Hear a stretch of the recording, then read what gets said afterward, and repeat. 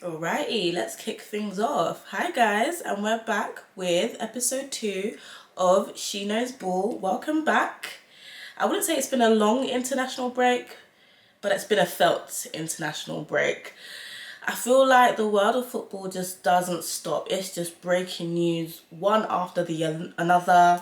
The transfer window closed, and it's just another hectic week in the football industry, but we love it. We love it. That's what makes football football. So yeah, guys, She Knows Ball is back with episode 2. We're going straight in after the international break. And today we're basically going to cover a few topics, and then we're going to get into some FPL. Because, it's always nice to have a bit of a break with FPL when there's an international break, because, FPL is not easy. Like, it is a marathon, not a sprint. Or what's the saying? I don't even know these days.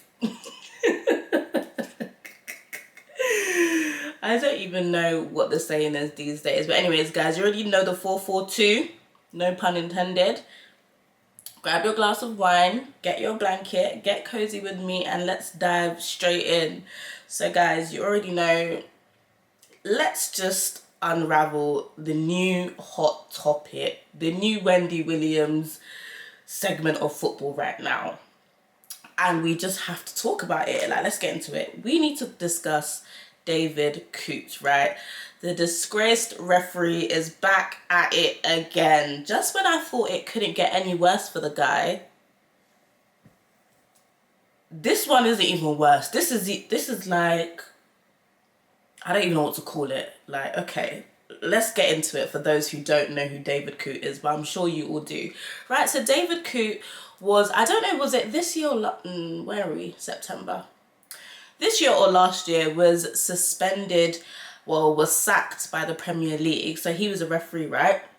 And he was sacked by the Premier League because a video circulated on social media of him abusing, a certain substance. We're not going to talk and name the substance because I am uploading this video on YouTube, and we don't want to get, what's it called? Shadow banned, or whatever the word is called, or whatever. I don't even know what these AI tools be doing these days. But anyways, yeah, he was abusing substances whilst chilling at home with some other guy who we still don't know who he is yet. But not only because of that, but because of his inflammatory comments towards Jurgen Klopp, the former Liverpool manager. And not only that, but because he was facing allegations of gambling misconduct. So he was caught, sending text messages between himself and a couple other people, discussing basically whether he was going to give a certain player a yellow card or not. So yeah, that was a major refereeing scandal that happened this year or last year. I can't remember which year. But do you know what I want to say? I want to actually point out the fact that this scandal was not talked about enough for me. It was kind of brushed under the carpet, and it's like everybody in the world of football tried to just ignore it and brush under it and just, be like, okay, yeah, well, let's talk about this for 2 days and then we're going to move on.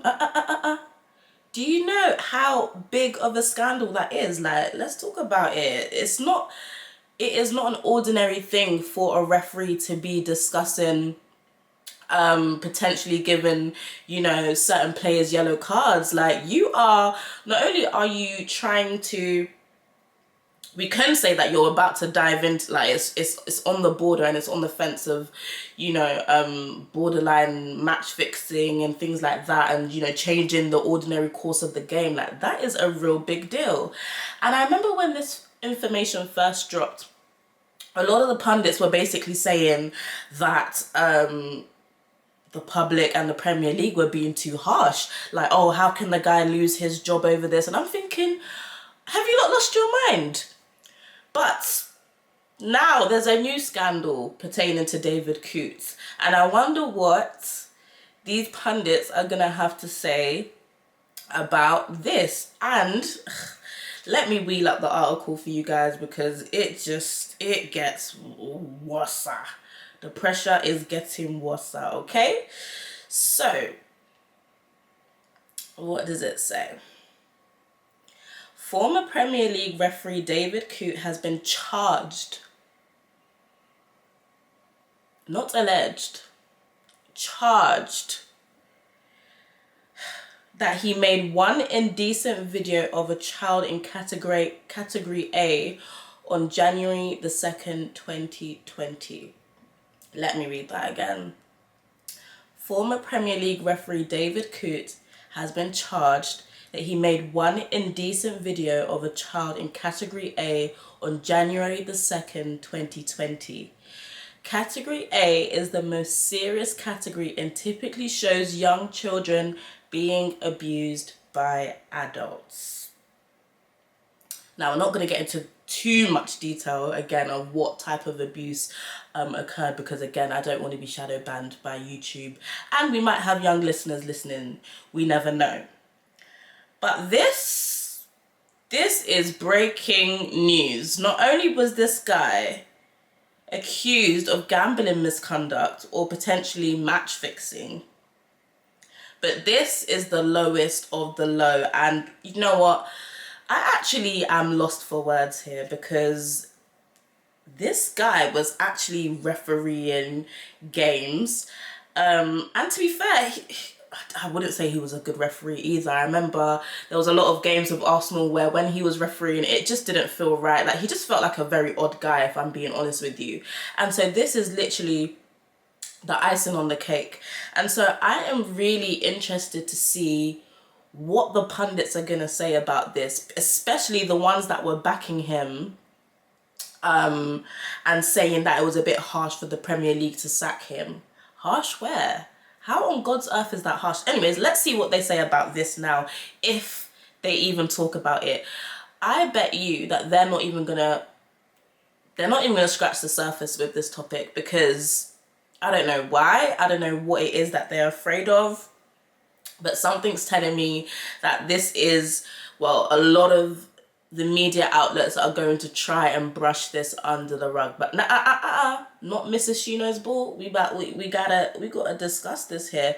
And it's actually funny because another video recently this summer circulated of him, and that video showed him actually delivering parcels. So I think I don't know, obviously he's lost his job in it and he needs to make a living. So I do believe that he got a job as an Amazon driver or something like that. And so somebody obviously caught him on their Ringo camera or something like that. And then obviously they posted it on social media. And so, yeah, that even also sparked or caused a lot of people to say that, you know, they're starting to feel sorry for him. Like, oh my God, he's gone from refereeing Premier League games to becoming an Amazon delivery driver. But with this news here, they said charged, child. They didn't say accused, alleged. They said charged. Oh yeah, see, look, I've even got the video here. Someone caught him being an Amazon delivery driver. And, you know, that made everybody feel sorry for him. But this is just, you know what, this news is breaking news and it just came out today. So I'm going to give the Premier League media outlets and the pundits, I'd say 48 hours to discuss this. Let's see what all the people on TalkSport, Gary Neville's podcast, all of these people have got to say about this, because this topic cannot be swept under the rug, guys, and we cannot allow it. Because I will actually wonder if, whilst they were investigating him for, you know, gambling misconduct and allegations of match fixing, they probably took away some of his devices, like his tech devices, maybe an iPhone or, you know, his laptop. And I wonder if, whilst they were doing those investigations, whilst, you know, investigating his technology devices, whether they stumbled across all of these videos. To me, that seems the most likely thing that happened. But yeah, this is crazy, yo. This is crazy. So yeah, let's actually see watch this space on that and let's actually see what happens there. So yeah, anyways, let's move on to the next topic, and that's another breaking news story in the Premier League. It just doesn't stop with the Premier League, and literally Nottingham Forest are crazy for this because they just announced this in the middle of the night, like a thief in the night. And that is, Nottingham Forest have sacked Nuno and randomly have replaced him with Ange, the former Tottenham manager, who apparently, you know, always wins things in his second season. Okay, straight away, my thoughts were that, you know, I hate it. I didn't like the fact that Nuno was going. I think he was a great manager for Nottingham Forest. You know, last season, Nottingham Forest were amazing.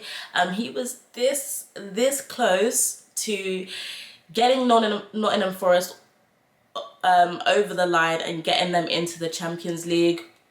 But still, he done a good job in the fact that he even got them to the Europa League. And you know, Nottingham Forest have come a very, very long way. I love their style of play.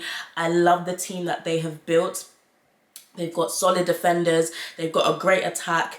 You know, I always talk about Chris Wood and I always big him up and I always rate him as a striker in the Premier League. And, you know, they had a great front three when Elanga was there. So, you know, that Morgan Gibbs-White, Elanga and Chris Wood combo was chef's kiss. And so I really, really rated the work that Nuno put into that club. And he basically transformed them. Like, they were a championship team. And yeah, they would boss teams about. Like, if you was to go to Nottingham Forest away, it would be a difficult game kind of thing. And so, you know, with this new appointment, obviously he has actually been sacked by Nottingham Forest. And that was because of him making public statements in respect of his relationship with the current owner. He came out in the public and he basically let the public know that he was dissatisfied with the way the transfer window took place at Nottingham Forest during the summer, which I'm not gonna lie is understandable, because I don't think Nottingham Forest had a great transfer window. I didn't really hear too much in terms of activity for that club. They did lose Elanga to Newcastle. And so, yeah, I kind of agree with the manager on that basis. But whether I agree with him saying it publicly, obviously that's another story. I feel like once you do come out publicly about things like that, then you are, you know, touching dangerous territory. And yeah, it wasn't just that he said. He also spoke about the owner. And he actually said, and all of this kind of went under the radar. I think it went under the radar because there was this whole saga happening at Newcastle with Alexander Isak and whether he was going to make the transfer to Liverpool. And there was also other drama with, you know, Johan Wissa and whether he was going to make his dream transfer from Brentford to Newcastle. And yeah, it was just a crazy transfer window. And so I think Nuno's comments went under the radar because everybody else was focusing on everything else in the league, such as Isak, Gyökeres, Eze going to Arsenal, whether, you know, Man United were going to sell their keeper, whether Donnarumma was coming. There was just a lot of things going on with the transfer window, and I would say that was one of the greatest transfer windows that we have, well, the most active transfer windows that we have seen in a very long time. I feel like previously the transfer windows have been pretty dead. Not much drama. Deadline day never really gave, but I would give it to the Premier League this summer. Deadline day, deadlined. Like, it was giving. But anyways, back to the matter. Nuno also then came out to say about the Nottingham Forest owner that their relationship dynamic had changed. And he said this publicly. You know, he spoke about the fact that, you know, before they would always speak to each other and now not so much. And you kind of, when he was speaking, you kind of got the sense that the relationship was kind of deteriorating. And hot topic, I wonder if this has anything to do with Edu coming in to Nottingham Forest. Obviously, you know, he was previously at Arsenal. Thank God he's gone. But now it seems like he's gone to Nottingham Forest and he's already making his presence known, should we say. Probably messing things up. Nottingham Forest, y'all should have never got Edu. But I'm happy you guys have taken him off of Arsenal's hands. It was about time. But anyways, he obviously publicly came out and said these things about the owner, which is obviously never going to go down too well. And yeah, I think he, obviously, when you do come out and say things publicly,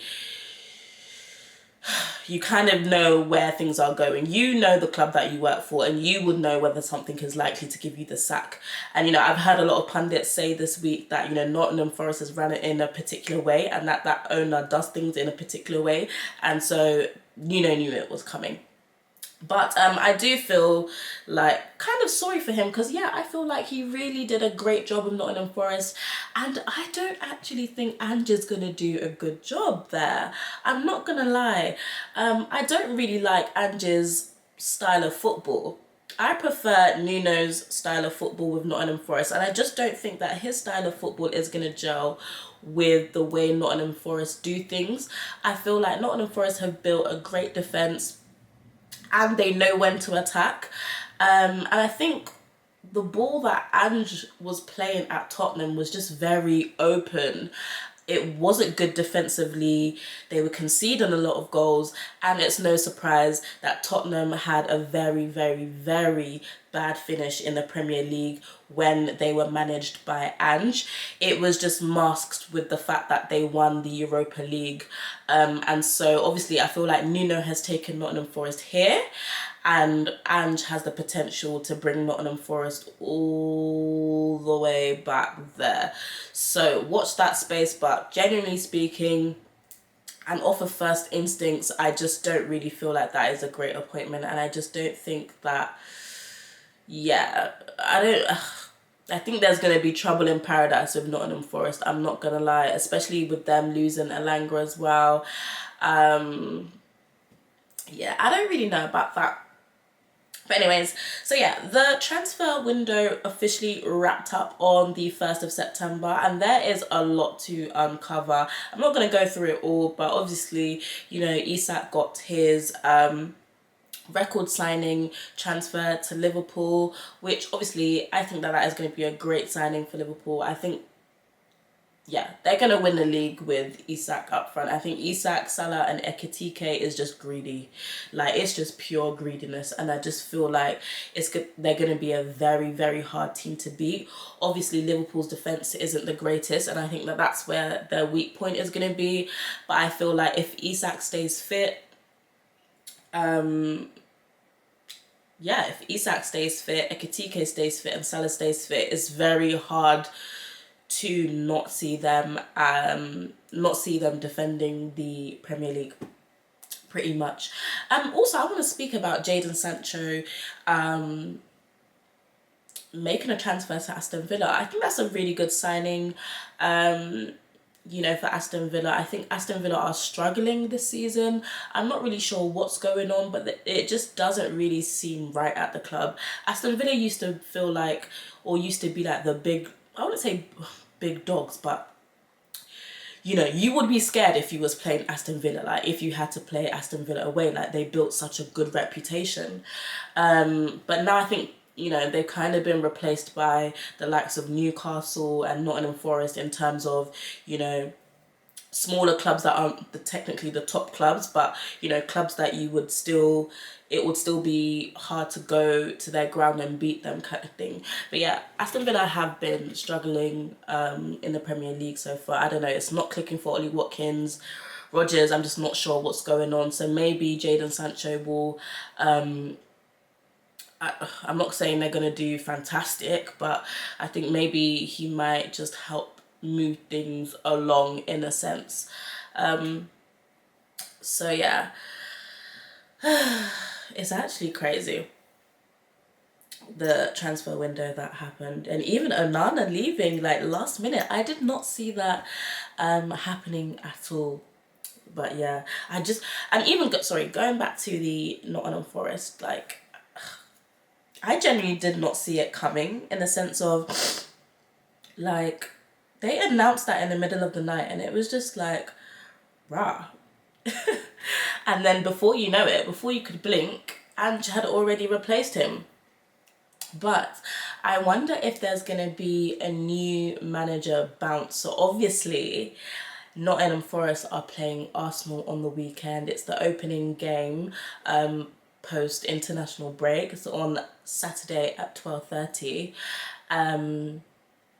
And so what do you guys reckon? Do you think there's going to be a new manager bounce effect and Nottingham Forest are going to do a number on Arsenal? Especially because, you know, he did used to manage Tottenham, so there's probably going to be a sense of, like, want him to do well, especially with it being his first game managing them as well. But yeah, we'll see. But speaking of Arsenal, you know, prior to the international break, Arsenal are actually coming off of a loss to Liverpool.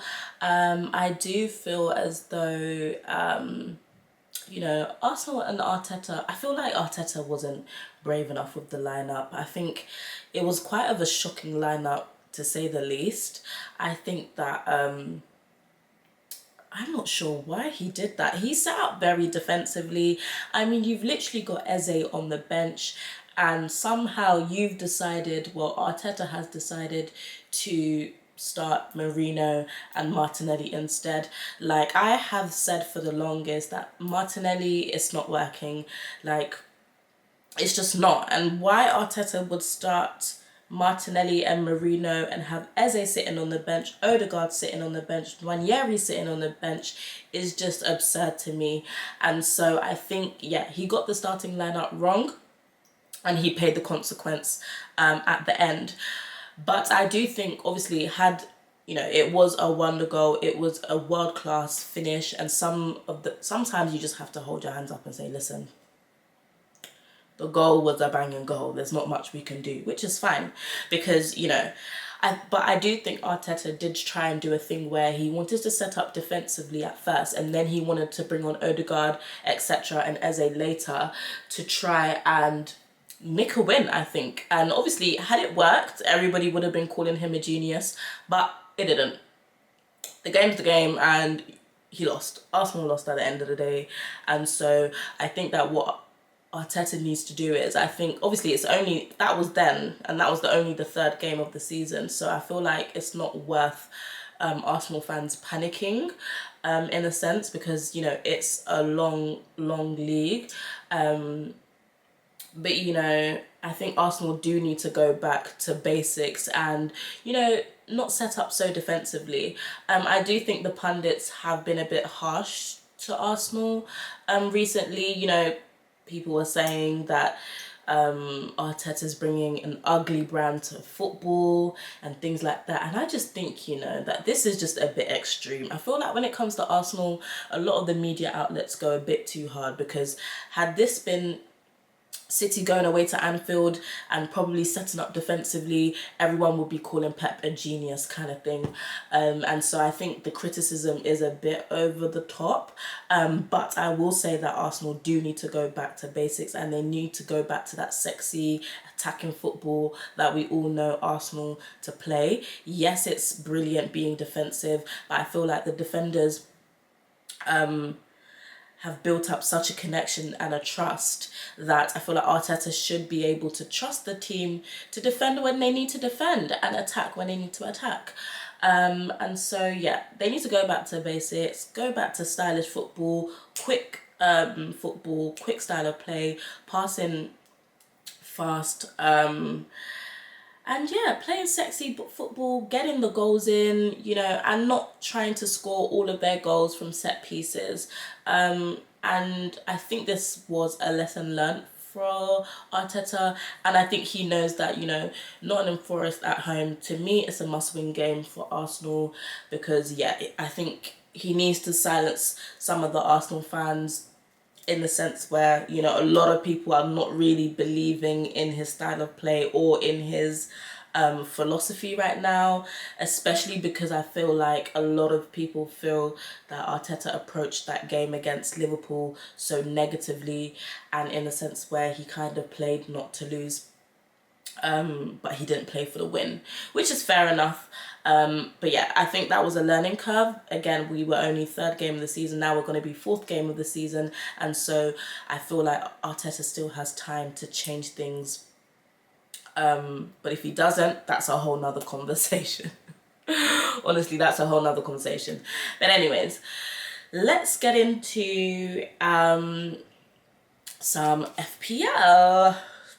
So guys, I'm not gonna lie, I think that was the worst FPL week that I've ever had in my entire life. I'm not gonna lie, I don't think I've never had that bad of an FPL week before. Like, that FPL week was absolutely shocking, and I think it's because one of my videos went viral kind of thing, and then since then, I don't know, maybe someone is wishing bad on me and now I can't get none of my FPL predictions right anymore. Because usually I'm very, very on point with FPL, but that game week was shocking. So because of that, I am most definitely going to be wildcarding. I've made my decision. To be fair, I was close to wildcarding for game week 3, but you know what, I thought, let's not be reactionary. Let's just be jeje and try to just wait this out, because one thing about FPL is you actually cannot be too reactionary. Again, it is a marathon, not a sprint.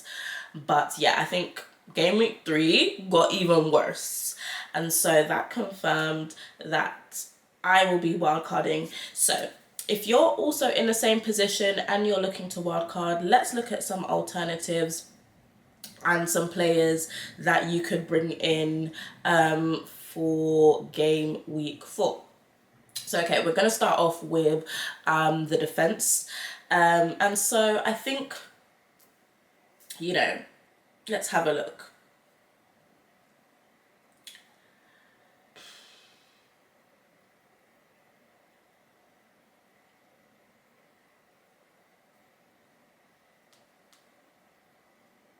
The new fantasy app is really, really horrific. They need to change this, like, ASAP. Like, it just, or is it just my phone? It is horrific. Like, it just doesn't work properly.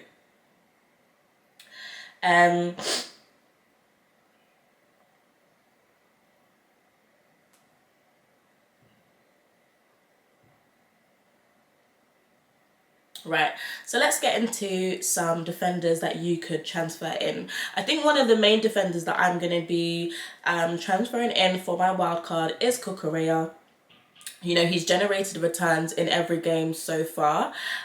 He's actually only no, I wouldn't say only. He is 6.1 million, which is a bit pricey. But again, he has generated a lot of returns. He's generated returns in every game that he has featured in so far, and that is 3 out of 3. And he's on form right now. I'm not gonna lie, he is on form right now. And if you do want another Chelsea player, and you want another Chelsea player that is a little bit on the cheaper side, then I would definitely go for Chalobah, who is way cheaper. He is 5.1 million, and he is actually the second highest scoring defender on FPL right now. And so Chelsea, they don't have bad fixtures. I would say they're like mid-range fixtures. So they've got Brentford away, Man United away, and then Brighton at home. And so yeah, I wouldn't be mad if I transferred in a Chelsea defender right now, because do you know what? Chelsea keeps seeming to get away with it. I actually don't think that Chelsea are all that this season. I think they've gotten away with murder a lot, and VAR has been saving them, and has been getting them out of a lot of shit, should we say. Because again, I don't know if you guys watched that game with Fulham, but had VAR not messed up on different occasions, it would have been a completely different game.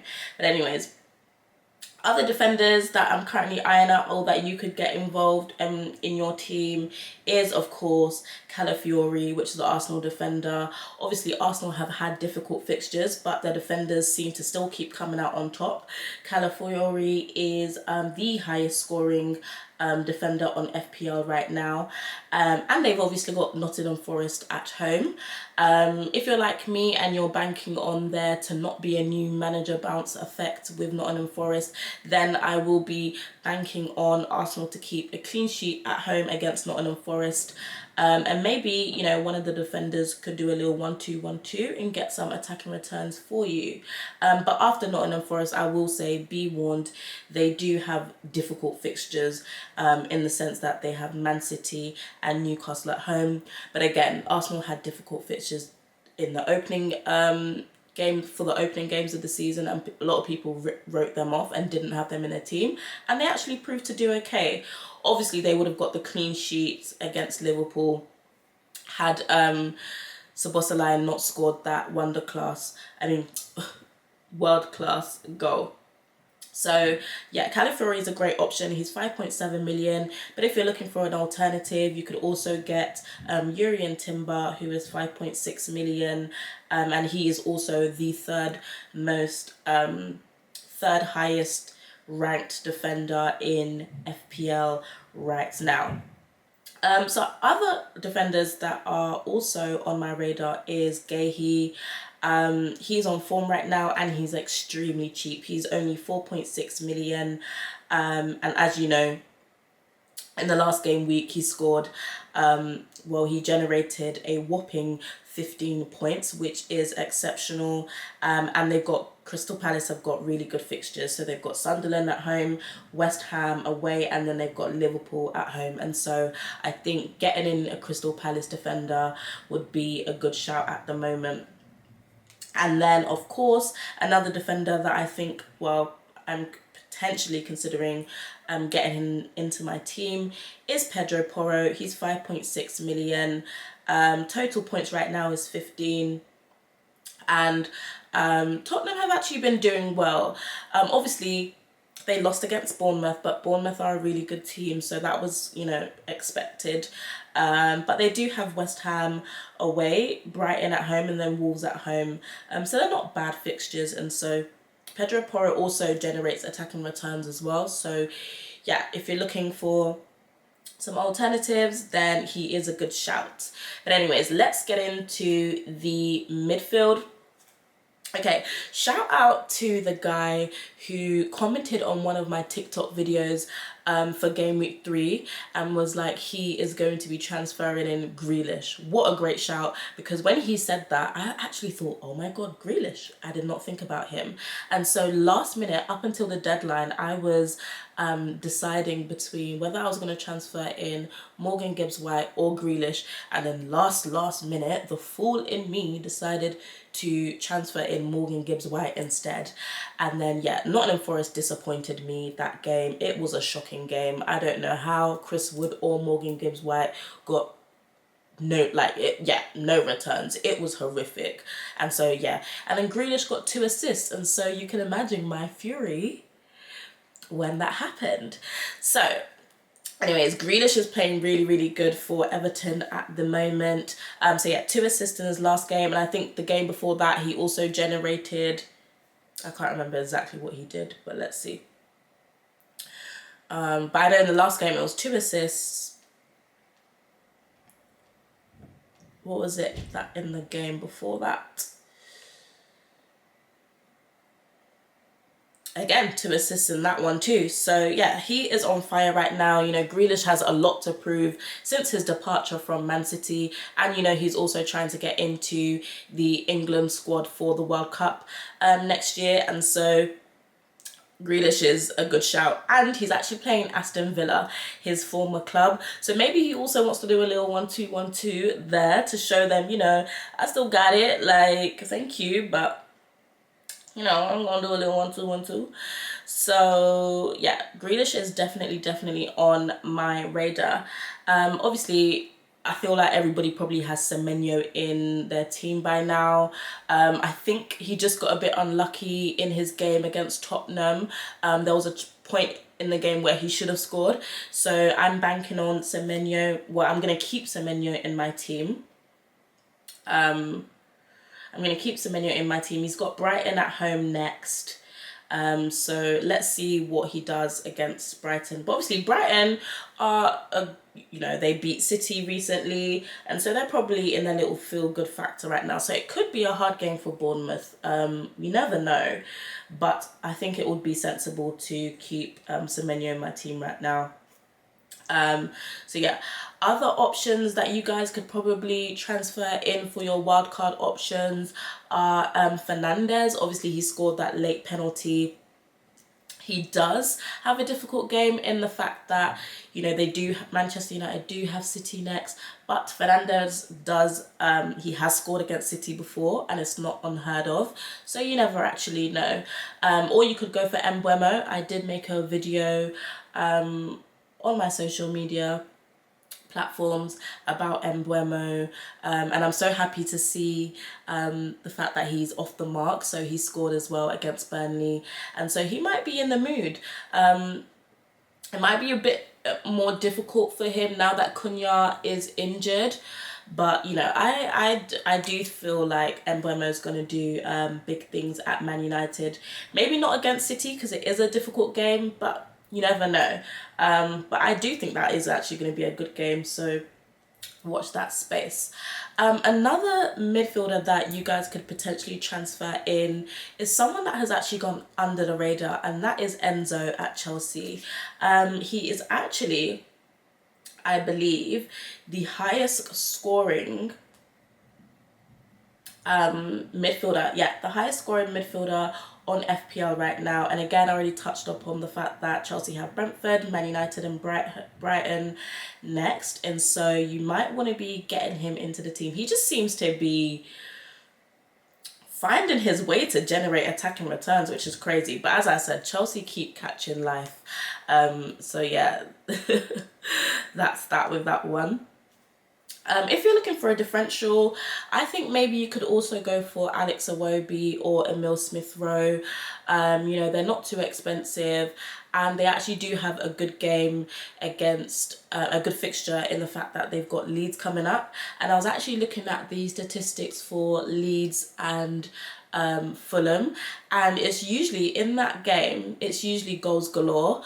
And so the goals have got to come from somewhere, and so maybe, you know, Alex or Emil will contribute to any goals through assists maybe, or even get a goal themselves. You never know. So those are my differential picks for the week. But yeah, let's get on to the strikers that I am also considering. Okay, wait, who is actually considering Haaland? Obviously, they've got Manchester United and they've got a really good, and you know, Haaland's got a really good scoring record when it comes to Manchester United. Obviously, I feel like a lot of people are feeling to transfer out Salah and replace him for Haaland. I don't know yet. I'm still going to stick with Salah.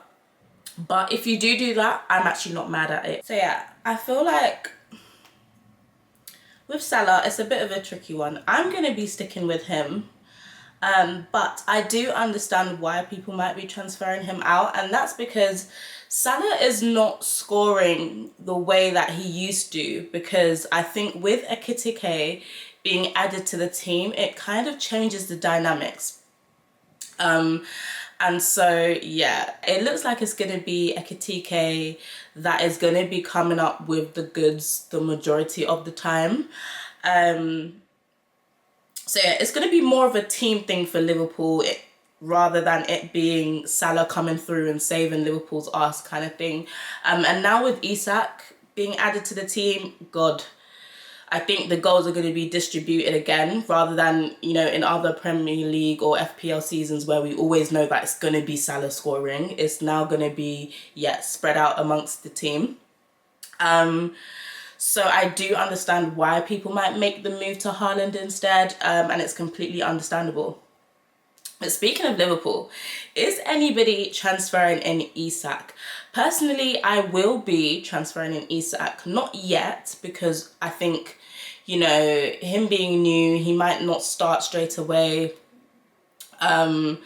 So I do want to give it a bit of time before I transfer in Isak, just to see how Liverpool play, their formation and things like that. But eventually I do think I will be making the move for Isak, because how could you not? Like, come on, it's Isak. He's going to score. He's going to do his thing. He's going to want to prove to the haters, to the pundits that were doubting him, to the pundits that were literally looking down on how he handled the situation at Newcastle, and yeah, doing a little 1-2-1-2. So I will be transferring in Isak, but just not yet. But yeah, again, speaking of Liverpool, remaining on the topic of Liverpool, I will be transferring in Ekitike when I'm doing my wildcard, just because, yeah, if you've been following me on social media, you know that I've been raving on about Ekitike since game week 1, before even game week 1 kicked off. But I didn't make the move because I wanted to, obviously, you guys have heard this before, I got scared because everybody owned Palmer and I didn't. So then, yeah, but we're not going to get into that again. So I'm going to rectify that mistake, and I'm going to get Ekitike in the team. Again, I've already just spoken about it and how the goals are going to be distributed amongst the team. But obviously, I am going to be, if you don't want to transfer in Ekitike because you're worried about his position in Liverpool with Isak coming in, then that's completely understandable. But I do think he will start for Liverpool this week. And then soon we'll start to see the dynamic of how the manager is going to accommodate Ekitike, Isak and Salah, and then you'll kind of start to get an idea of who it is that you want in your FPL team. But for now, I think because I'm chasing the L's from a few weeks ago, I'm getting him into my team. And, you know, they do have a good fixture in the fact that, you know, they have Burnley away, Everton at home, then Crystal Palace away, and it's just tempting. And yeah, I do want to double up on Ekitike and Salah for now. He is quite expensive. He is 8.7 million, but again, he is the third highest ranked striker in the FPL. In FPL right now, and so I'm tempted. I currently have Gyökeres, and you know what, I'm gonna keep him in my team just because I do fancy Arsenal to do well against Nottingham Forest, and so I think maybe Arteta is gonna want to rectify his mistakes, get Eze on the left and get Eze to feed those balls to Gyökeres, and who knows, let's see if there's going to be a bit of Gyökeres magic in that match. If there isn't any magic and he doesn't perform well, then I am going to be thinking about moving him on. But right now, I think, you know, he does deserve a little place in my team. And so, you know what, let's see what he does there. A little lip gloss break.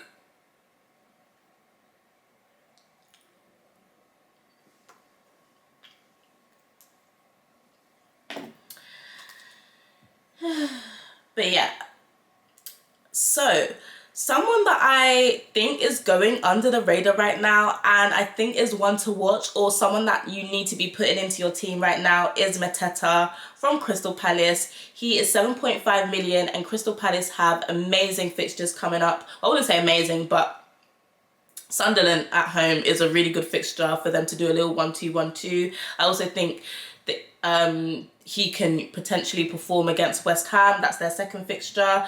And then they've obviously got Liverpool at home. But, you know, Crystal Palace and Liverpool, they go toe-to-toe. But obviously they don't have Eze. But still, they might know what to do. And so, yeah, I do fancy putting in Mateta in as well. So he is on my radar. Because, yeah, I think Sunderland at home it's a chef's kiss type of fixture.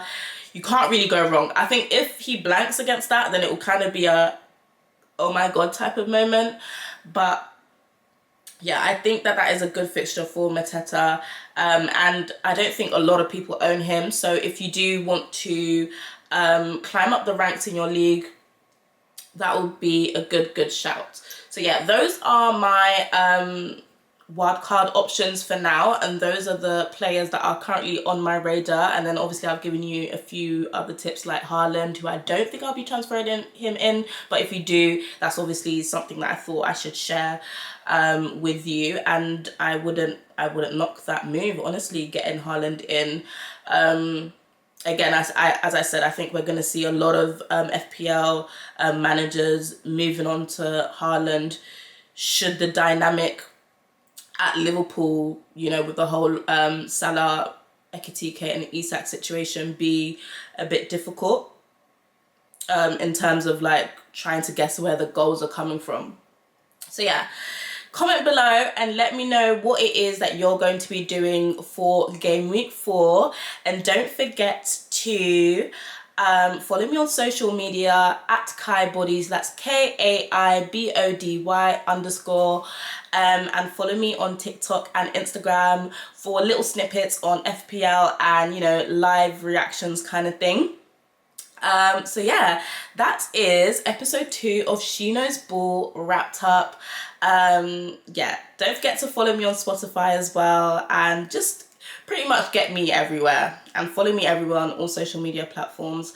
But it's been a lovely episode, getting cozy, drinking wine and gisting with you all. So yeah, catch me next week for episode 3, and we'll see you guys soon. Cheers.